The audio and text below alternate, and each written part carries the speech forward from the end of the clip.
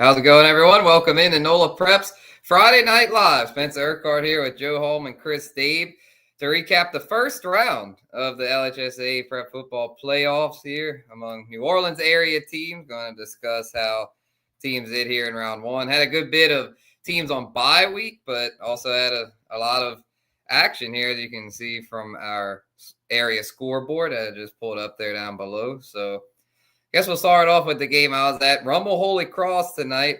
The Rummel Raiders come over with a 24-0 win over Holy Cross. A dominant defensive effort by Rummel. Held Holy Cross to just 107 yards of total offense. And it was a defensive struggle to start. Rummel was up 7-0 at halftime, but then their running game got going in the second half. The junior running back tandem of Karan Hawkins and Jaden Terrence combined for, I believe, over 200 rushing yards. Hawkins was the workhorse tonight. He had 2 touchdowns and 143 yards on the ground. Terrence did a little bit of everything, had over 100 yards from scrimmage, had, I believe, 56 rushing yards and 59 receiving yards on 2 catches, including a 31-yard rushing touchdown. So good effort from Rummel's two-headed monster there at running back. Their quarterback, new starter there, struggled a little bit, had 2 interceptions, but Holy Cross's offense just unable to get much going. Had 2 picks as well, and then their workhorse running back Kieran Smith was held to just 38 rushing yards. So tough night for Holy Cross. Coach Scott Watney very upset with their offensive performance, which has to do with their senior quarterback Jacoby Faria being out. I believe Coach Watney told me he's been out now since week 5, so it's been tough sledding for them on offense. But Rummel able to get it done and advance, and will now be taking on Tioga in round 2 of the Division I select playoffs.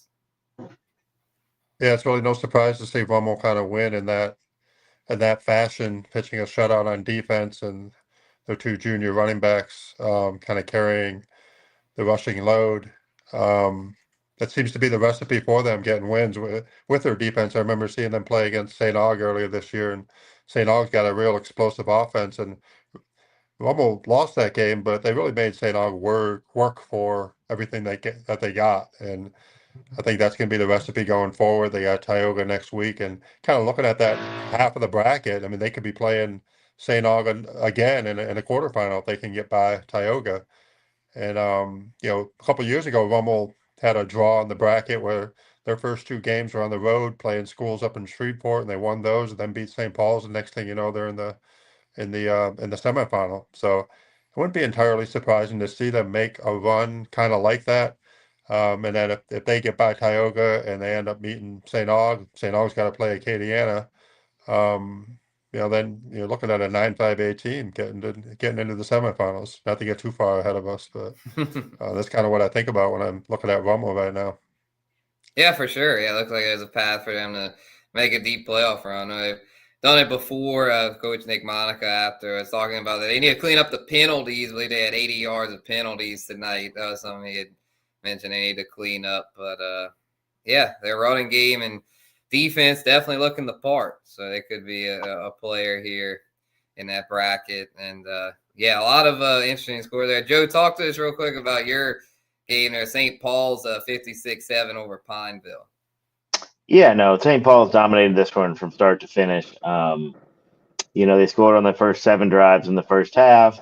Brady Pearson had 193 yards. That all came in the first half passing. Cody Corrales went over 3,000 yards for his career, had 3 touchdowns.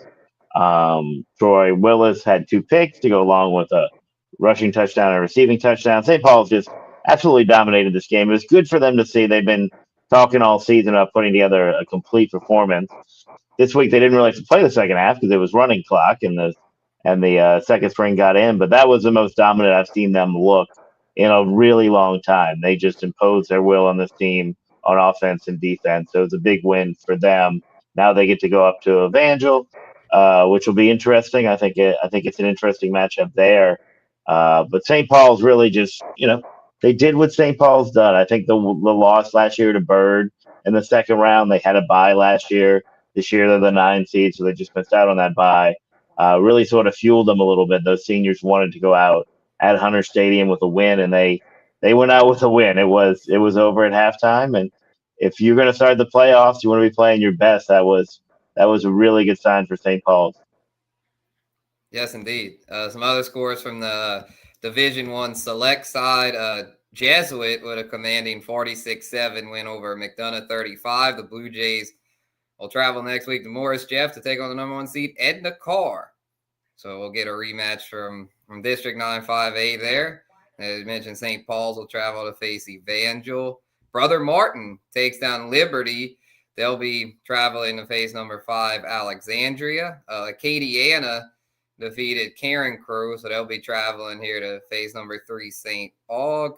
Romo, we mentioned them. They'll be traveling to Tioga. St. Thomas More defeats Lafayette High. They'll be traveling to face number 7 John Curtis.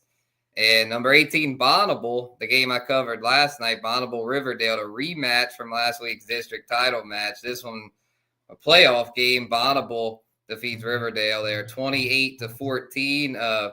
Senior running back Tyree Brewer with a big game, 190 rushing yards and a late touchdown to seal it there for the Bruins. Another huge win for Andre Anthony and company. They'll be traveling to Lafayette to take on Turlings Catholic in the second round. Yeah, first playoff win for Bonneville since 1997. Yeah. After they won their district title for the first time since '98. You mentioned some of those scores. We had coverage tonight of the Jesuit McDonough 35 game, and like you mentioned, 46-7. Galvin Palmazano, the running back, nine carries, 118 yards, and 3 touchdowns in the first carry, opening play of the game, 50-some yards right from scrimmage. So that kind of told the story of the kind of game it was turned out to be. A lot of big plays for Jesuit. Jair Burks, 4 catches, 118 yards, 2 scores. Taylor Norton back playing quarterback, I believe, for the second week in a row. And getting their senior experience starting quarterback back. He started last year.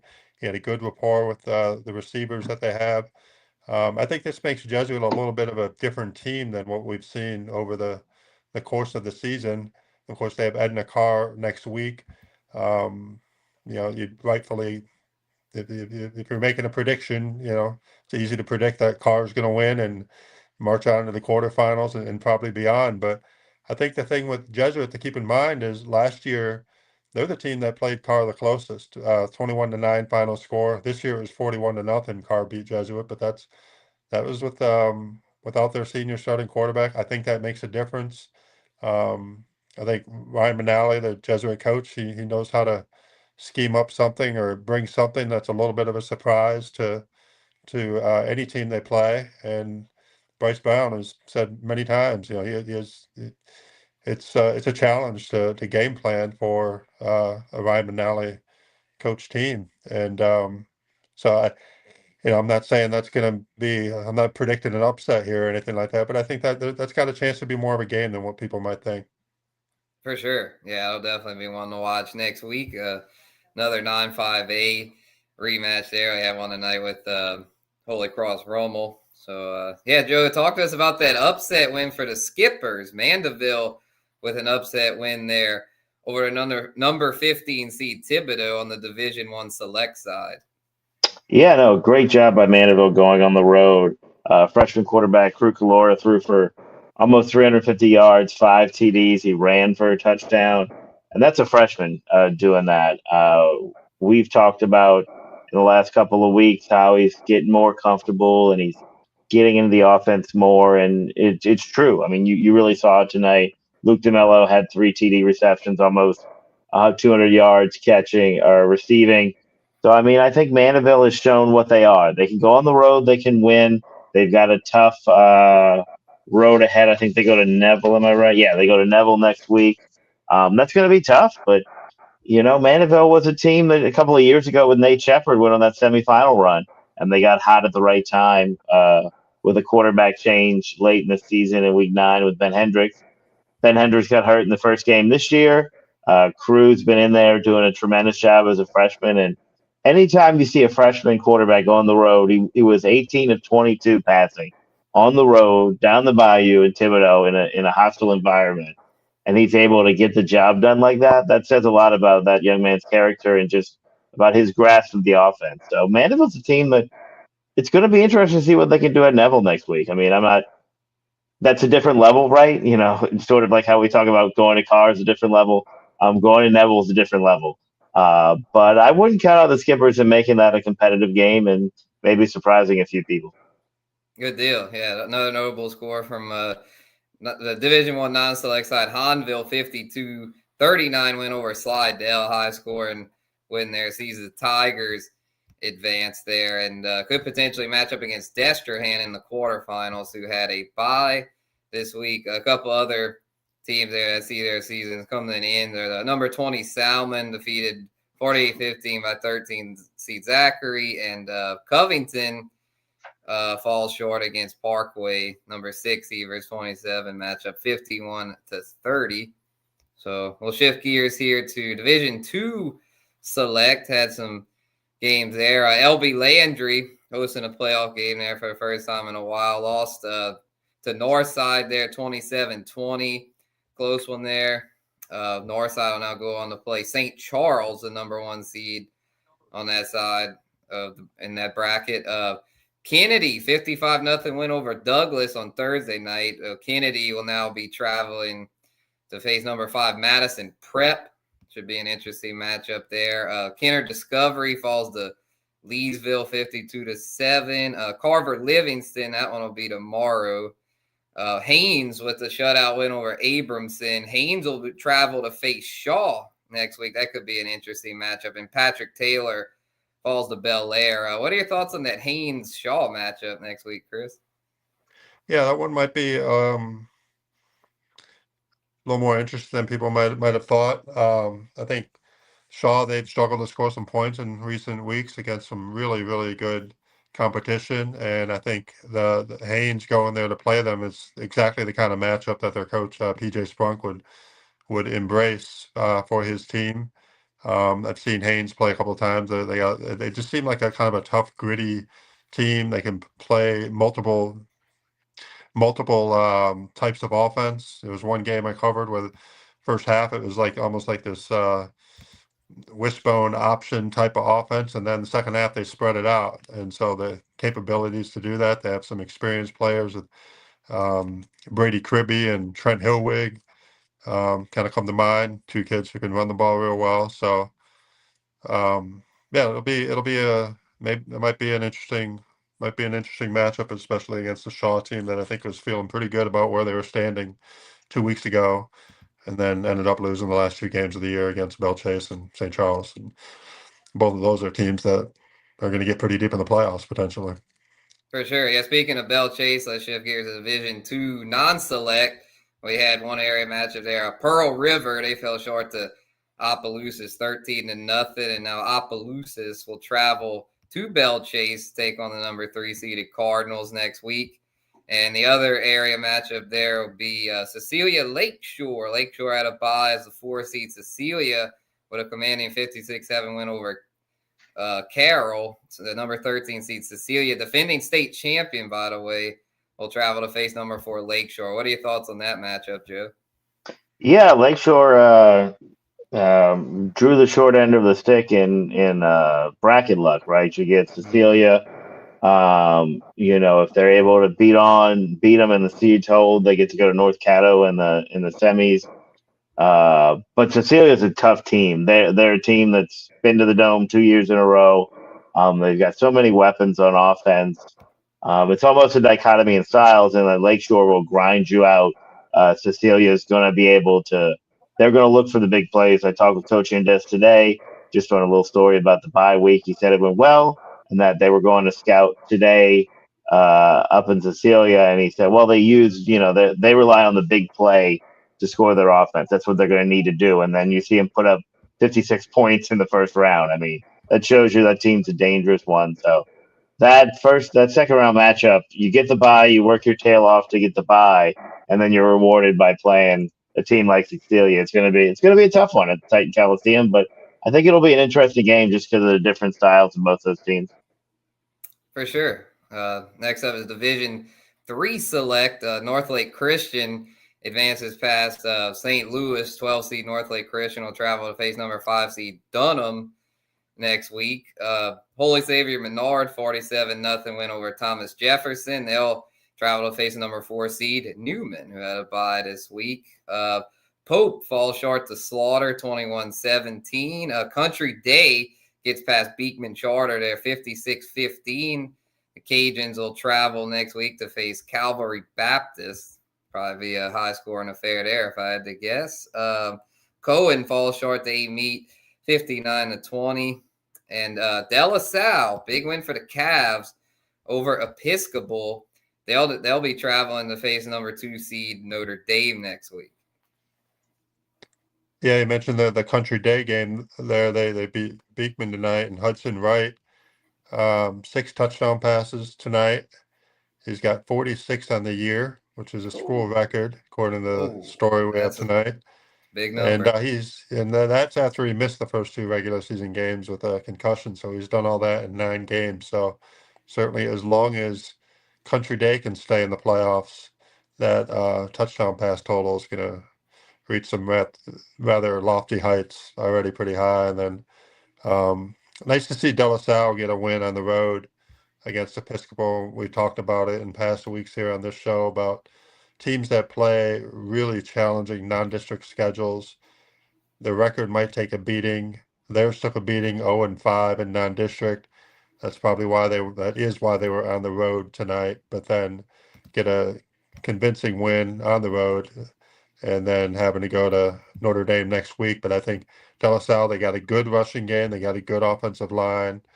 They're seasoned for kind of a battle like what they're going to face against Notre Dame. And if they can get by that, I mean, I think they have potential to go deeper than what you might typically see from an 18 seed. Certainly we'll find out next week.